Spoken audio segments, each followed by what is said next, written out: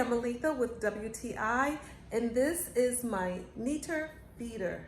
This is my dog feeding station for my furry baby. I love this station because it keeps everything nice and neat, whether it's food or water. So this is the large Neater Feeder in gunmetal gray. They come in a variety of colors and sizes depending on what size your dog is. Now this one is so awesome. I love this thing. It has two holders, one for dog food, one for dog water. And what it does is it has this nice large backsplash all the way around, and when your furry baby is eating, it protects your walls and your floor so no food gets on the floor.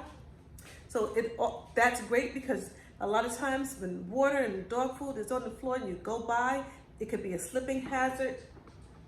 It also has these holes here, so if water splashes, it just goes right down into the reservoir, which keeps the water inside. So all the water goes into the reservoir through the little holes in the top part.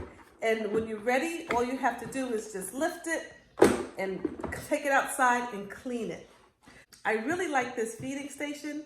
It is like the best thing for keeping all of the food and the water nice and neat in an area.